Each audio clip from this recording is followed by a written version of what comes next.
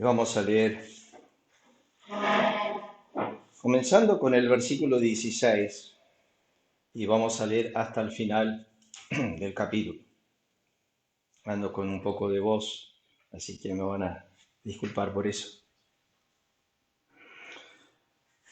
Porque no me avergüenzo del Evangelio, porque es el poder de Dios para salvación a todo aquel que cree, al judío primeramente y también al griego. Porque en el Evangelio la justicia de Dios se revela por fe y para fe, como está escrito, mas el justo por la fe vivirá. Porque la ira de Dios se revela desde el cielo contra toda impiedad e injusticia de los hombres que detienen con injusticia la verdad. Porque lo que de Dios se conoce les es manifiesto, pues Dios se lo manifestó. Porque las cosas invisibles de Él, su eterno poder y deidad, se hacen claramente visibles desde la creación del mundo, siendo entendidas por medio de las cosas hechas, de modo que no tienen excusa.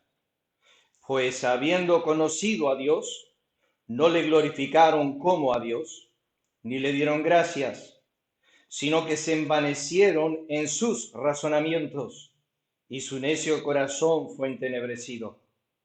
Profesando ser sabios, se hicieron necios, y cambiaron la gloria del Dios incorruptible en semejanza de imagen de hombre corruptible, de aves, de cuadrúpedos y de reptiles. Por lo cual también Dios los entregó a la inmundicia en las concupiscencias de sus corazones, de modo que deshonraron entre sí sus propios cuerpos, ya que cambiaron la verdad de Dios por la mentira, honrando y dando culto a las criaturas antes que al Creador, el cual es bendito por los siglos. Amén. Por esto Dios los entregó a pasiones vergonzosas, pues aun sus mujeres cambiaron el uso natural por el que es contra naturaleza.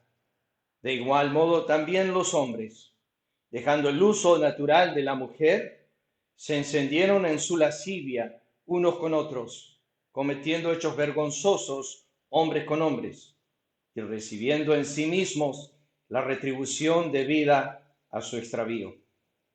Y como ellos no aprobaron tener en cuenta a Dios, Dios los entregó a una mente reprobada para hacer cosas que no convienen, estando atestados de toda injusticia, fornicación, perversidad, avaricia, maldad, llenos de envidia, homicidios, contiendas, engaños, malignidades, murmuradores, detractores, aborrecedores de Dios, injuriosos, soberbios, altivos, inventores de males, desobedientes a los padres, necios, desleales, sin afecto natural, implacables, sin misericordia, quienes habiendo entendido el juicio de Dios, que los que practican tales cosas son dignos de muerte, no solo las hacen, sino que también se complacen con los que las practican.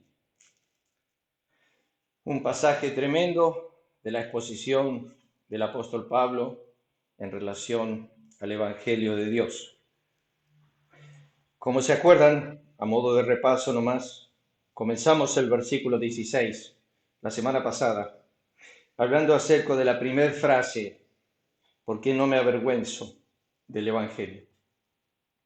Y en simpleza yo creo que Pablo, pensando en la ciudad donde iba, que era Roma, donde en ese momento era la capital de todo lo que era la filosofía, juntamente con Grecia, y ahí teníamos los grandes pensadores que estaban enseñando sus ideologías, filosofías. Y bueno, Pablo estaba siendo estorbado para llegar a Roma. Y quizás en la mente de muchos era porque se avergonzaba de lo que él iba a traer, de la doctrina que él tenía, la doctrina que él iba a traer. pero déjenme decirles que en realidad la frase no me avergüenzo tiene que ver con la altura, la profundidad, la anchura, la longitud de este mensaje, que no se creó en la historia humana, ni en el mundo mismo, sino que comenzó en las eternidades pasadas, comenzó en Dios, en su corazón. Tampoco es sabiduría terrenal, no es una sabiduría de este mundo, era una sabiduría oculta en Dios, como dice Pablo a los Corintios en 1 Corintios 2. O sea que Pablo no tenía de qué avergonzarse. Es más, él había desestimado todas sus enseñanzas. Él había dicho a los corintios que él se había propuesto no conocer otra cosa que a Jesucristo y a este crucificado. O sea que el apóstol Pablo había abandonado aquellas cosas que él había aprendido en el mundo, aquellas cosas que él estimaba y valoraba, pasaron a ser escoria, pasaron a ser nada al contemplar el Evangelio de Cristo, al mirar hacia la cruz, a mirar hacia la historia que se engendró en Dios en los siglos pasados, antes que fuese día, antes que fuesen los montes, antes que el hombre fuese, antes que la tierra y los cielos fuesen formados, antes que los ángeles existiesen, o sea, antes de todos. Cuando estaba Dios, tan solo Dios. Un tema que nos complica las mentes cuando pensamos en esto. Tratar de captar, tratar de pensar en la eternidad de Dios. En ese momento, en algún momento de esa eternidad, si podemos decir así, Dios engendró el mensaje que Pablo no se avergonzaba, el cual él traía, el cual él dijo, no me avergüenzo del Evangelio. Ahora recuerden que cuando Pablo cita esto, lo cita en Romanos 11 y luego en 1 Corintios 2, menciona que es lo profundo de Dios. Y dijimos que la creación es como la superficie de Dios, o sea, las aguas por arriba, pero si vamos a comparar a Dios por tratar de que entre en nuestras mentes, que todo lo que Dios hizo en el universo es como la superficie de las aguas. Pero cuando Dios engendra el Evangelio de su Hijo, y Pablo viene con el Evangelio, es lo que es el océano en su profundidad. O sea, hay que ir muy abajo para contemplar la grandeza de Dios. Es en lo profundo donde Dios se manifiesta en el Evangelio. Dios manifestó lo profundo de sí mismo en el Evangelio. Ahora llegamos a la siguiente frase, que es la frase que quiero desarrollar esta mañana con la misericordia y la bondad de Dios. Pablo dice, porque no me avergüenzo del Evangelio, y ahora dice esto, porque es, notan ese verbo, es, no está diciendo que fue hace 2000 años atrás y que está perdiendo su vigencia, o que nació en la eternidad y que, bueno, ha pasado tanto tiempo y tantos años que ya no tiene el efecto que tenía al principio. Se dice de los libros bestseller que se venden como máximo por 7 años. Ustedes saben que la Biblia es el único libro que sale bestseller todos los años desde que se hizo. Nunca ha dejado de ser el libro más vendido en el mundo. Nunca, siempre ha permanecido primer libro en venta en el mundo. ¿Por qué digo eso? Bueno, pues la simpleza es que cuando Pablo dice porque es, no está hablando del tiempo pasado. Y cuando hablamos de Dios, aunque podemos marcarlo en estos 3 tiempos de nuestra mente, que son el tiempo pasado, el tiempo presente y el tiempo futuro, al cual el apóstol Juan en Apocalipsis capítulo 4, en la adoración, dice, y en el capítulo 1, que eres, que es, serás, al que fue, al que es y será, marca todos los tiempos, o sea que Dios existe en todos los tiempos. Pero cuando el salmista, a través de Moisés, habla acerca de la eternidad de Dios, lo pone en el tiempo presente. Dice, antes que naciesen los montes y formase la tierra y el mundo, desde el siglo, eso es Olam, eternidad, hasta el siglo, tú eres Dios. O sea que Dios no tiene variantes. Eso es uno de sus preciosos atributos, o como dice MacArthur, que ha cambiado la palabra atributo por otra palabra que se llama perfección. Las perfecciones de Dios. Bueno, la perfección de su inmutabilidad, que Dios no cambia, que es el mismo, que la palabra que ha dado, la ha dado para todas las generaciones, como dice el Salmo 33. Entonces, acá tenemos esta pequeña frase, porque es hoy presente, ahora mismo, esta doctrina, esta teología que va a traer el apóstol Pablo, es. Ahora noten lo que dice. Es el poder de Dios para salvación a todo aquel que cree, al judío primeramente, también al griego. Para entender la última frase, simplemente lo que quiere decir es que los judíos cronológicamente recibieron primeramente el Evangelio.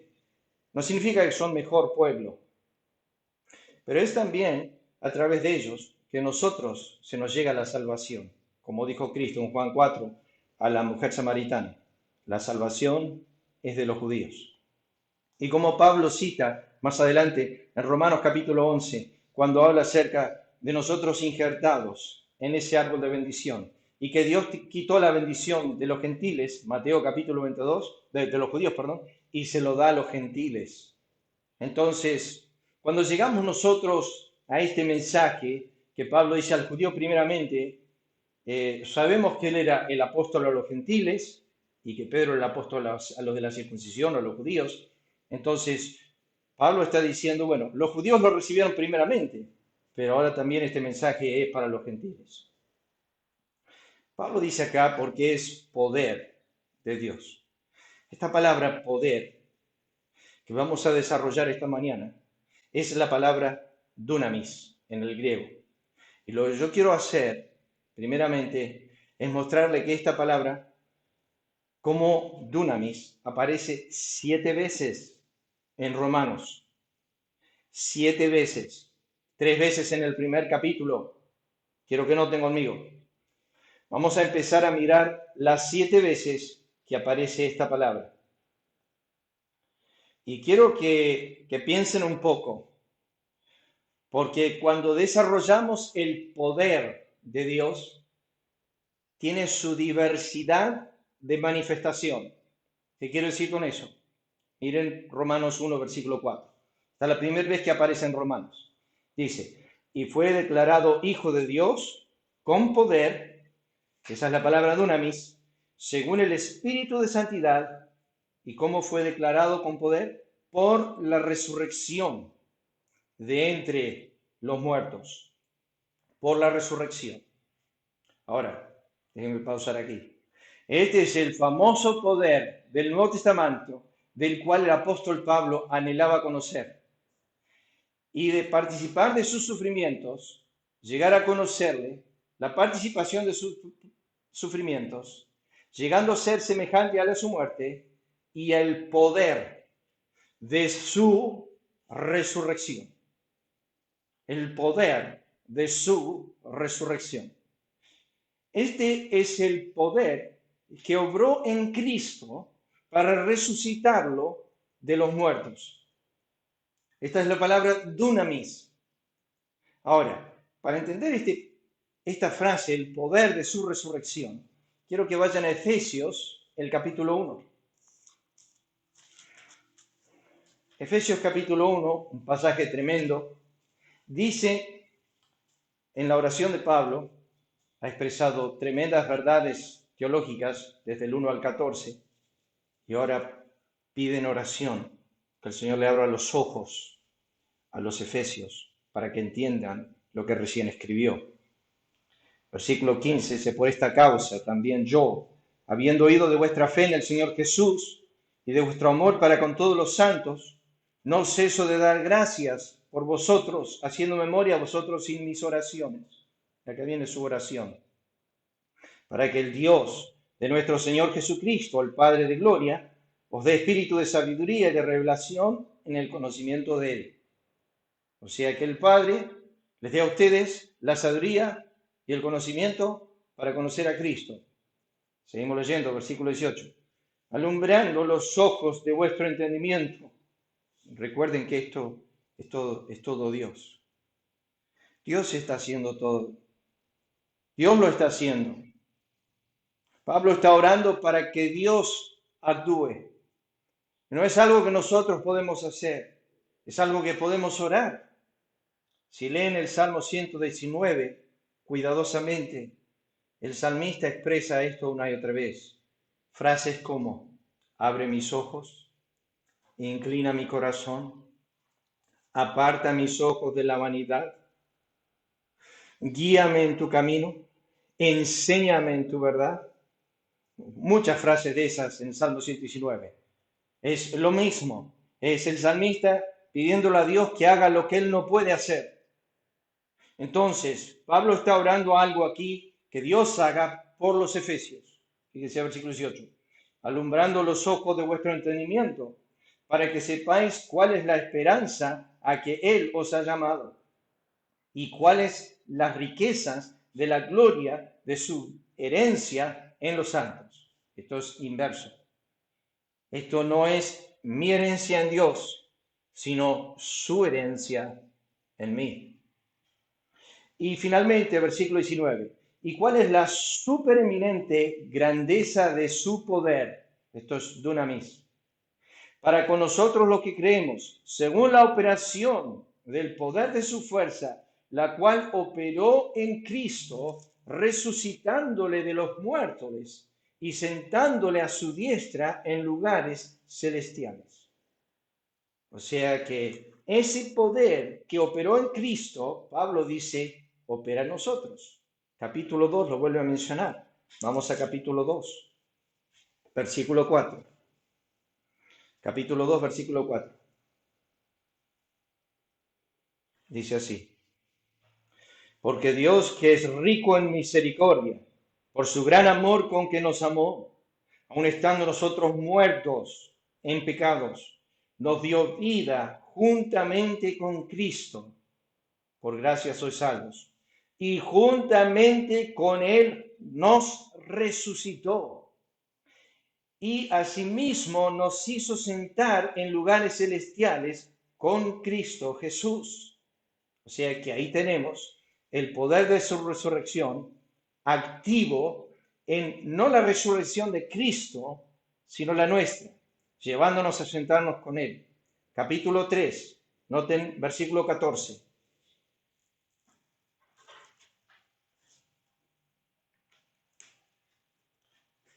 Dice así, por esta causa, doblo mis rodillas ante el Padre de nuestro Señor Jesucristo, de quien toma nombre toda familia en los cielos y en la tierra, para que os dé conforme a las riquezas de su gloria, el ser fortalecidos con poder.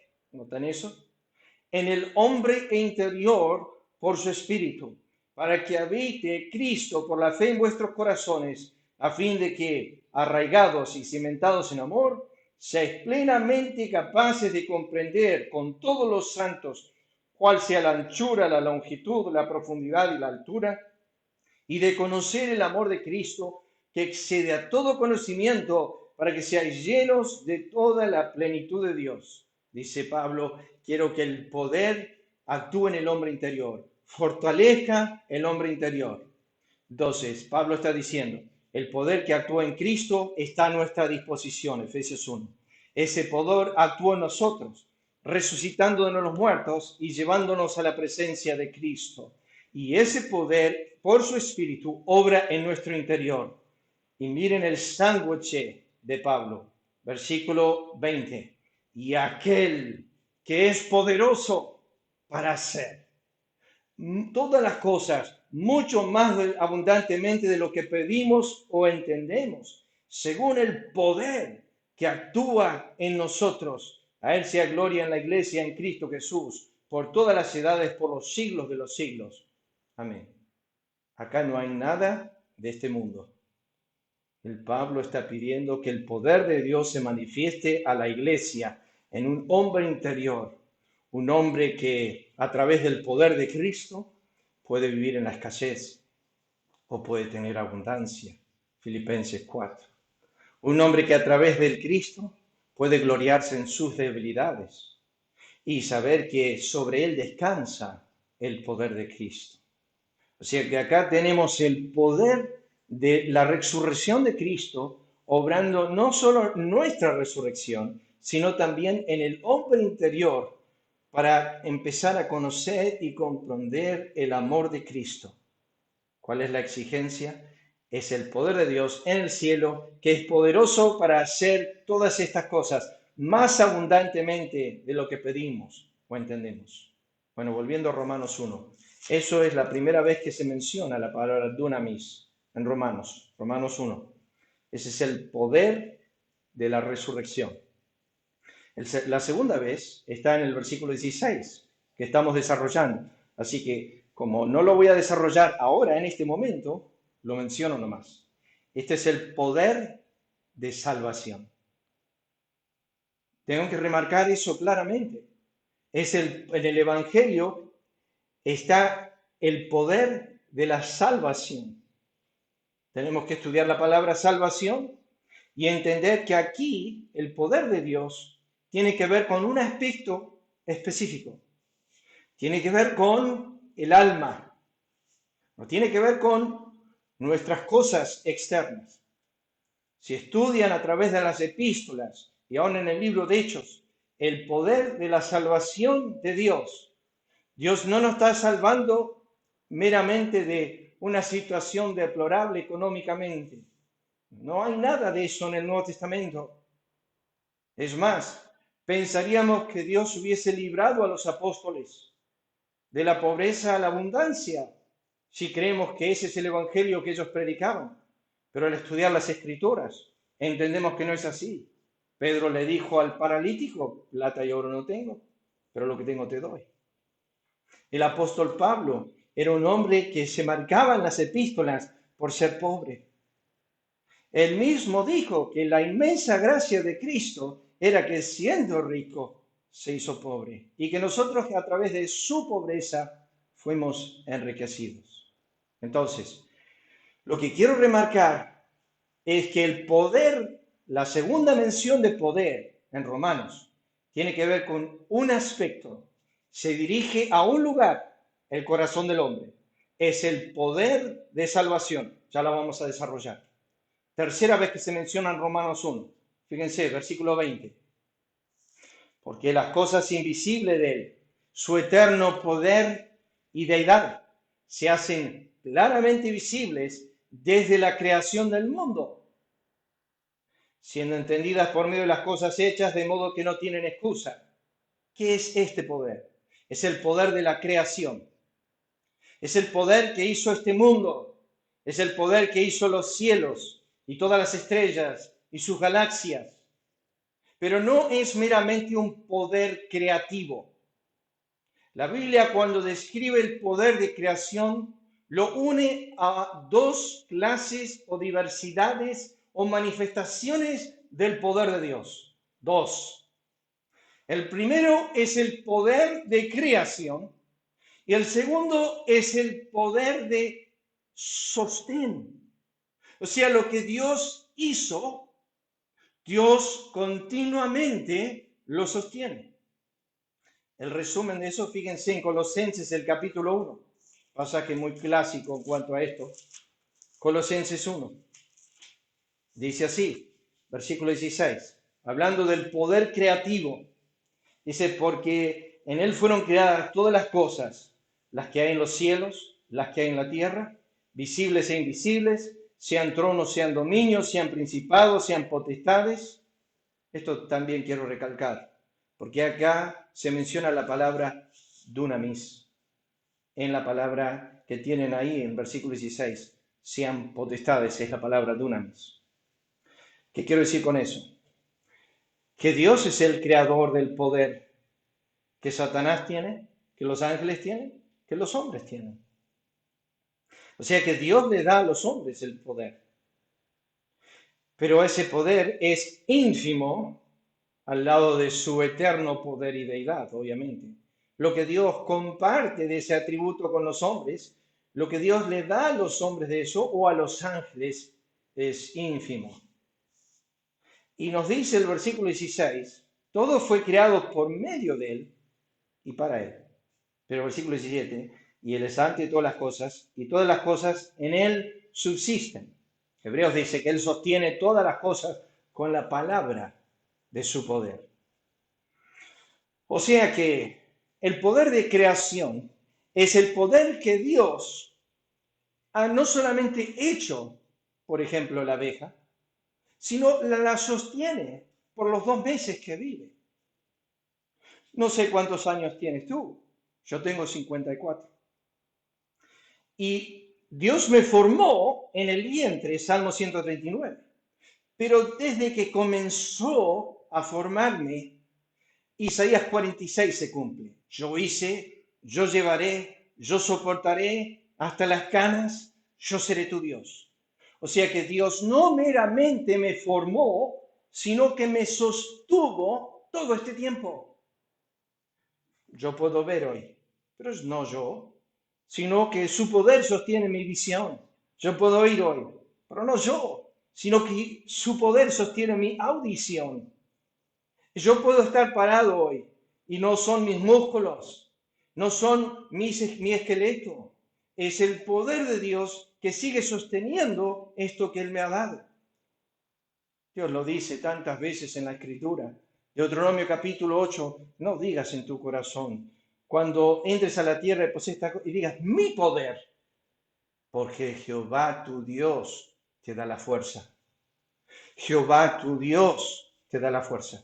Eso lo llamamos el poder de creación y el poder de sustento. El sustento de Dios lo hacen diversas maneras. Eso se ramifica, es el sustento de provisión. Él nos sostiene con lo necesario para nuestra vida.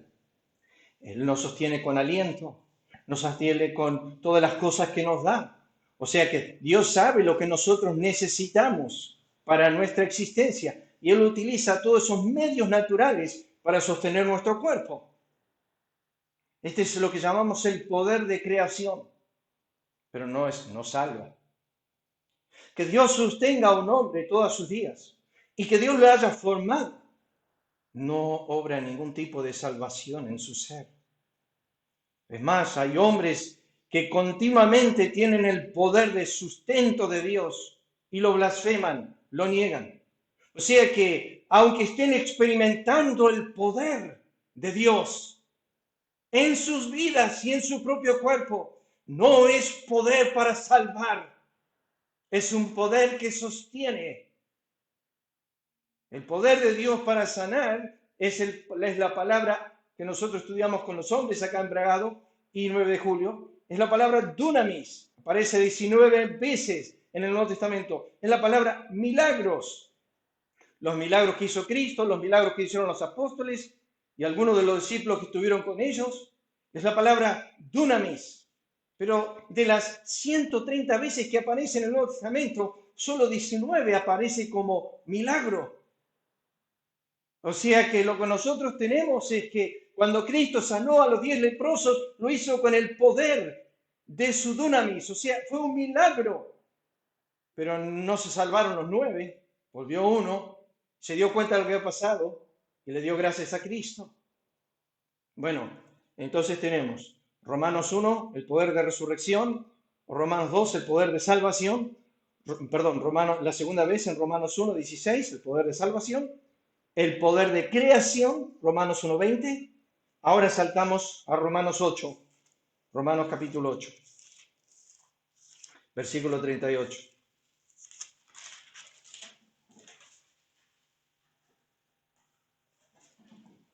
Romanos 8, versículo 38. Por lo cual, dice Pablo, estoy seguro que ni la vida ni la muerte, pero es ni la muerte ni la vida, lo leí al revés, ni ángeles, ni principados, acá viene la palabra, ni potestades, es dunamis, es poder, poder de Dios otorgado, ni lo presente ni lo porvenir, ni lo alto, ni lo profundo, ni ninguna otra cosa creada. Notan la siguiente frase, podrá, tiene su raíz en dunamis. No hay poder que Dios haya creado que pueda separarnos del amor de Dios que es en Cristo Jesús, Señor nuestro. O sea que los poderes de este siglo presente y los poderes invisibles que Dios hizo no pueden tocarnos en la salvación que poseemos en Cristo Jesús. Romanos 9. Romanos 9. Ese es el poder del mundo invisible, si están anotando, es el poder del mundo invisible. Ahora Romanos 9, versículo 17. Este es el poder de milagros. De esto se menciona en el Antiguo Testamento y en el Nuevo Testamento. Noten lo que dice Romanos 9, versículo 17. Porque la Escritura dice a Faraón, para esto mismo te he levantado, para mostrar en ti mi poder. Cuidado. Piensen bien, queridos hermanos. No es el poder de salvación. Recuerden, Romanos 1:16 es exclusivo. Es un poder que va al alma que está muerta, al corazón que está totalmente corrompido, totalmente ennegrecido, totalmente en tinieblas. Diferente ese poder. Este poder que le dijo, que le mostró a Faraón. Conocemos la historia. Faraón se fue endureciendo, endureciendo, endureciendo, endureciendo, endureciendo. Faraón había experimentado 3 tipos de poder de Dios. Había experimentado el poder de ser creado por Dios, ser sostenido por Dios. Y ahora, dice Dios, te voy a mostrar mi poder de milagros. Seguía inconverso. Seguía sin Cristo, sin Dios, sin esperanza. Y tú me dices a mí, si yo pudiese experimentar o ver o contemplar algún tipo del poder de Dios, todos los días lo experimentas. Él te formó y Él te sostiene. Que tú vivas hoy es el poder de Dios. Es por su voluntad existen todas las cosas. Y Él manda de su trono que tú existas. ¿Que tú no ves eso? ¿No comprendes eso? ¿No te das cuenta que tú existes por su voluntad? Mira Romanos 9:17. Para esto mismo te he levantado para mostrar en ti mi poder y para que mi nombre sea anunciado por toda la tierra. Este es el poder de milagros. Dios a través en Faraón, no solamente a través de Faraón, sino a Faraón, le mostró su poder. No meramente ese poder escondido en la naturaleza donde Dios nos sostiene sin que nosotros lo contemplemos o lo pensemos o lo meditemos. No, esto era una expresión clara, mucho más clara que Romanos 1:20. Aquí Faraón estaba viendo el poder expresivo de Dios a través de los milagros que hacía a través de Moisés. Fíjense, vayamos a Mateo capítulo 11. Mateo, el capítulo 11. Acá en Mateo capítulo 11 tenemos el poder, y ese es el poder de milagros, si están anotando. ¿Qué poder es ese? Es el poder de los milagros. Mateo capítulo 11, versículo 11. Y acá aparece esta palabra dunamis, que es el poder. Fíjense, versículo 20 de Mateo 11.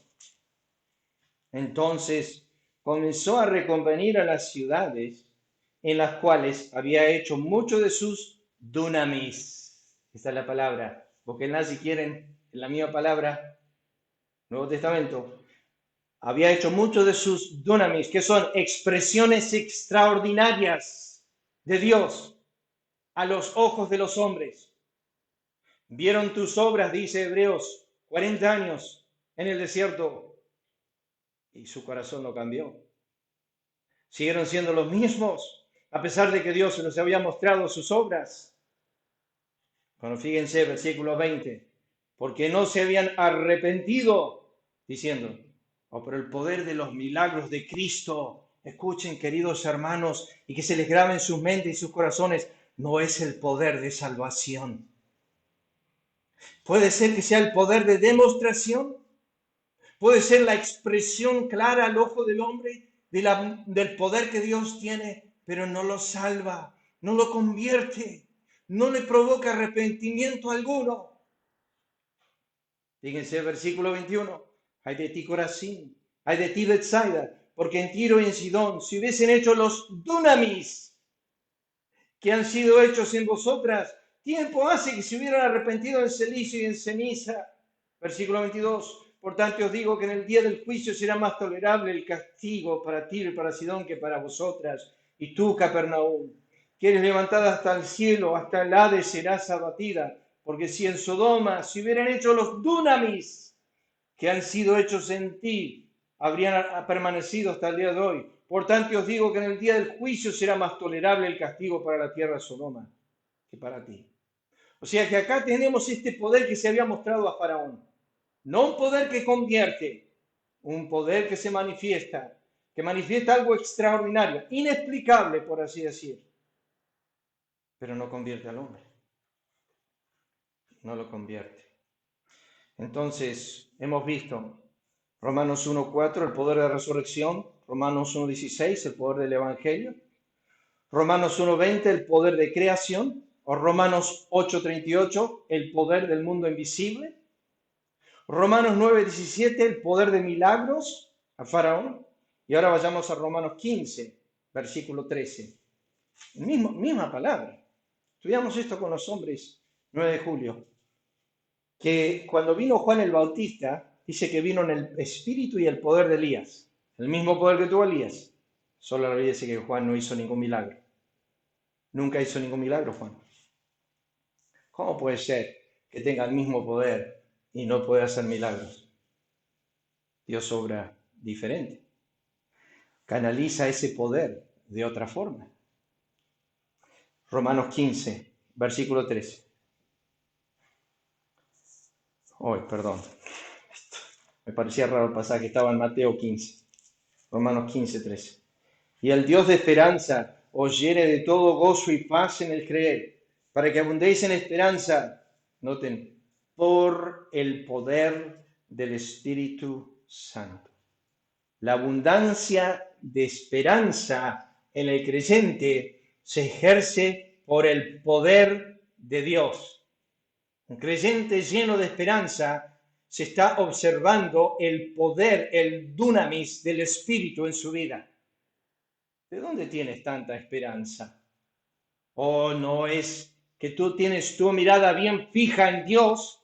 No, es el poder de Dios que ejerce en ti el consuelo de esa esperanza. Pablo dice, es el poder del Espíritu, es el dunamis del Espíritu que me da a mí esa esperanza. Y Romanos 15, 19. Romanos 15, 19. Dice así. Pablo dice, vamos a leer el versículo 18, porque no os haría hablar, sino de lo que Cristo ha hecho por medio de mí, para la obediencia a los gentiles, con la palabra y con las obras. Los apóstoles tenían el poder de Cristo para confirmar el Evangelio. Ellos hacían 3 tipos de señales. Ellas tenían las señales apostólicas. Si lo quieren ver, eso está en 2 Corintios 12, versículo 12. Pero versículo 19 dice, con potencia de señales y prodigios en el dunamis del Espíritu de Dios, de manera que desde Jerusalén, por los alrededores hasta el Ilírico, todo lo he llenado del Evangelio de Cristo. O sea que Él tuvo el poder para predicar el Evangelio, no solamente en palabra, sino en obras también. Y este es el poder que Dios le dio al apóstol Pablo, que lo llamamos el poder confirmativo. Es el poder que confirmaba la palabra del Evangelio a través de los milagros de Pablo. O sea que Dios confirmaba el Evangelio a través de los milagros que hacía a través de la mano del apóstol Pablo. Es la única vez en Romanos, capítulo de los 16 capítulos, que aparece el poder milagroso de Dios que acompaña al poder del Evangelio, que es para salvación. Y Romanos 16, un derivado de esta palabra dunamis, se encuentra en el versículo 25, que dice, y al que puede confirmaros. Se está hablando de Dios. Como aquel que es poderoso, acá al que puede. Pablo otra vez invocando el poder de Dios en el sostén de los santos. Volviendo a Romanos capítulo 1, versículo 16. Ya van 41 minutos. Hoy puse el cronómetro, así que me quedan 5. Fíjense, ¿qué es entonces el poder del Evangelio? Romanos 1, versículo 5. Esta creo que es una lista interminable a medida que el Espíritu nos va abriendo los ojos. Pero cuando Pablo dice, porque es poder de Dios para salvación, la salvación del creyente tiene 3 aspectos. Se ve en 3 formas. Se ve en un aspecto pasado, un aspecto presente y un aspecto futuro. O sea, nosotros conocemos que hemos sido salvados de nuestros pecados, eso es pasado, del poder del pecado en el presente, que es lo que llamamos la santificación de nuestra salvación, y después de la presencia del pecado en el cielo, y eso lo llamamos la glorificación del Evangelio. Lo que llamamos esto es Hebreos 2, versículo 3, una salvación tan grande. Pablo lo cita esto en 2 Corintios capítulo 1, cuando habla acerca de que nos libró, nos libra y aún nos librará. O sea que la salvación tiene que ver con nuestro pasado, nuestro presente y nuestro futuro. En todos los aspectos es Dios el que obra nuestra salvación. Él es el que nos santifica en el tiempo presente. Él es el que nos justificó y Él es el que nos va a glorificar en el tiempo futuro. O sea que es Dios que hace todas estas cosas. Pero ¿cómo se manifiesta directamente el poder de Dios en el Evangelio para salvación? Bueno, una de las primeras cosas que el poder hace, y este poder actúa en el hombre. No tiene nada que ver con cosas externas. Tiene que ver con el espíritu, con el alma, con el corazón, con la mente del hombre. La primera forma en que se manifiesta este poder es en el poder de convicción. ¿Qué es eso? El hombre que decía ser bueno, ahora se ve aborrecible. Que se creía una buena persona, ahora se ve horrible. Como Isaías, ay de mí. Como Job, me aborrezco. Como Pedro, apártate de mí, Señor, soy un hombre pecador. Como Pablo, miserable hombre de mí. Es el hombre que comienza a ver la plaga de su corazón, que a través de la predicación de Pedro sus corazones se compungen, que es el hombre que comienza a ver cuántas tinieblas hay, cuánta necedad hay, cuán necio es, cuán pecador es, que se siente como el hijo pródigo, lleno de pecado, que ha pecado contra el cielo y contra la tierra, y que clama con el publicano, sé propicio a mí, oh Dios, un pecador. O sea, es el poder de Dios para abrir los ojos de un ciego, un hombre que no veía su condición y ahora la ve. Cuando uno predica el Evangelio, que es Cristo, poder y sabiduría de Dios, la expresión del Calvario tiene un poder de convicción. Lo vemos aún en la cruz, en uno de esos malhechores que estaba al lado de Cristo, que comenzó a experimentar el poder de convicción. Es el poder de contrición. Que la palabra contrición significa arrepentimiento. No se queda meramente con una convicción de pecado, comienza a arrastrarse, comienza a postrarse en el polvo. Se siente que la única salida es decir, Dios, sé propicio a mí. Es el poder de contrición. O sea, el Evangelio tiene el poder de convicción, tiene el poder de contrición, pero es el poder de quebranto. A veces vuelves al hombre hasta ser quebrantado. Ya no hay más durezas, no hay más orgullos, no hay más soberbias. No está erguido, no está levantado en alto, se está humillando, está cayendo, se está sintiendo deplorable. Se ve que todos sus méritos se fueron y que el único mérito que tiene es que Dios tenga de él misericordia. La Biblia dice en Job que Dios vuelve el hombre hasta un quebranto, que lo lleva hasta que él le diga al oído que Dios está teniendo de él misericordia. Dios quiere apartar de él la soberbia.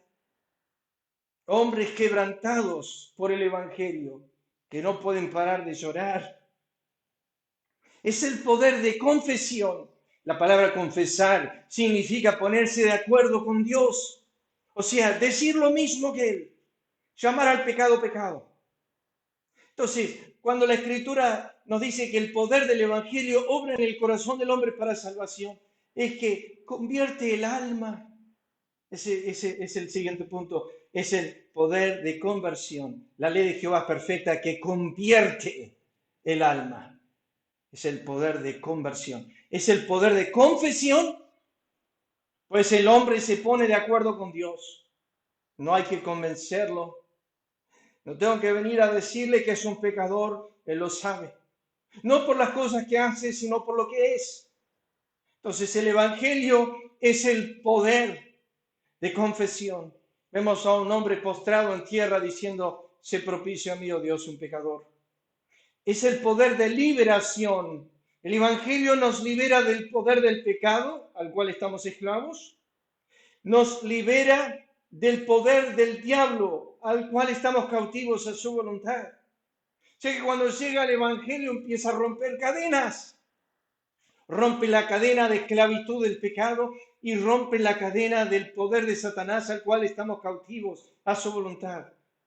Cristo le dijo eso a Pablo, que lo saques de las tinieblas a la luz, del poder de Satanás a Dios. O sea, durante toda nuestra vida estamos sujetos al poder de Satanás y viene Dios con el Evangelio y nos rompe esa ligadura, nos libra del poder del enemigo. Como ya dije, es el poder de conversión, es el poder de resurrección espiritual. ¿Qué es esto? Bueno, lo vemos en Efesios capítulo 2, pero se lo menciono. Es abrir los ojos al muerto, a sus oídos, es darle vida, es darle aliento espiritual y crear en él pasiones espirituales. Él ahora dice en simpleza, ahora veo. Me acuerdo años atrás cuando se convirtió mi amigo Eduardo en el norte, en Estados Unidos, un hombre soberbio, orgulloso.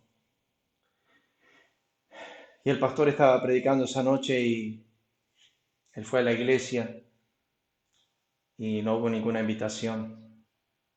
Él se levantó totalmente libre de estar sentado en esa iglesia, sintió el poder de Dios y a la mañana siguiente fue a trabajar y encontró con sus hermanos y le dijeron, Eduardo, ¿qué te pasó? Y mira, dice, es como ponerle ojos a un ciego. Antes no veía, ahora veo. Es el poder de resurrección. Es ahora veo el cielo que es de Dios. Ahora veo el pasto más verde. Él lo hizo. Ahora veo. Es el poder de resurrección. Tomó a un muerto y le dio vida. Eso es el Evangelio. Pero ahora es el poder de transformación. Oh, esto es glorioso. El poder del Evangelio transforma. ¿Qué transforma? Transforma hombres blasfemos en adoradores, injuriosos en hombres que alaban, en hombres que maldicen, ahora bendicen, en hombres que ignoran y ahora conocen, en hombres que se ríen de Dios y ahora lloran en su presencia. Y la lista sigue. No noté más cosas, pero no vamos a seguir leyendo. Solamente para decirles que es el poder de transformación. Yo los menciono nuevo. Es el poder de convicción, contrición, quebrantamiento, confesión, perdón, me olvidé de uno, es el poder de iluminación. El Evangelio, Dios manda que de las tinieblas resplandezca la luz, es el que resplandeció en nuestros corazones. Entonces es el poder de iluminación. Un hombre está totalmente en oscuridad y viene el poder del Evangelio y lo ilumina. Y es el poder de creación, pero no de la creación física, sino la de Efesios 2:10, creados en Cristo Jesús para buenas obras. Ahora vemos un hombre con pasiones de agradar a Dios, porque Dios lo ha creado, lo ha formado para agradar a Dios. Bueno, esto es superficie del Evangelio, porque Pablo va a desarrollar desde el 1:18 en adelante lo que es el Evangelio, la parte condenativa, la parte justificativa, la parte santificativa, y va a continuar desarrollando el Evangelio. Pero esto es solamente un pequeño pantallazo. Entonces el Evangelio, el poder del Evangelio para salvación tiene que ver con tu alma, no tu cuerpo, tu corazón, tu mente, trayéndote de ser un blasfemo a ser un adorador y decir, tú eres mi Dios. Vamos a dejar acá, vamos a seguir Dios mediante la semana que viene con el siguiente versículo, Romanos 1:17, que es lo que revela el Evangelio. Muchas gracias por estar, un gozo por poder estar con ustedes esta mañana, así que vamos a orar para terminar. Querido Padre, gracias por los que han podido escuchar, lo que están escuchando esta mañana, que pueda ser para edificación de sus almas, tu palabra, que podamos crecer en la gracia y el conocimiento de Cristo. Gracias por tu poder de salvación en nuestras vidas. Lo pedimos en el nombre de Cristo. Amén.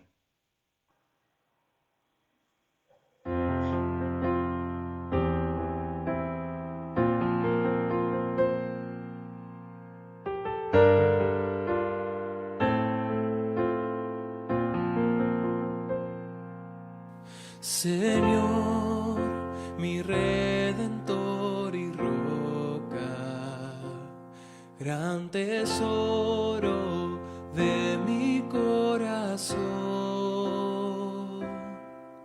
mi Dios, como tú no hay otro, solo en ti hay gozo y salvación.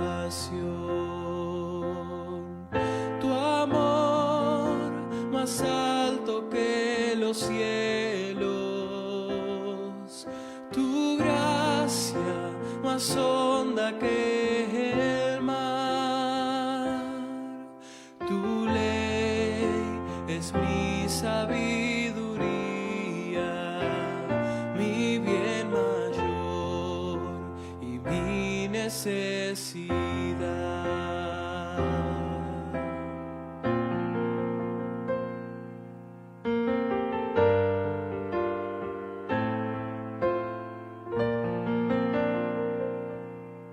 Señor, mi Redentor y roca de mi vida, fuerte defensor.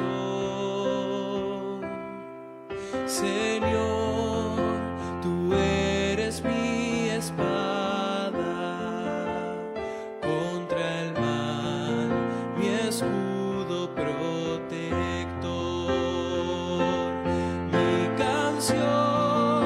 Si acechan enemigos, esperanza en medio del dolor, mi bien en todo sufrimiento, refugio fiel en densa oscuridad.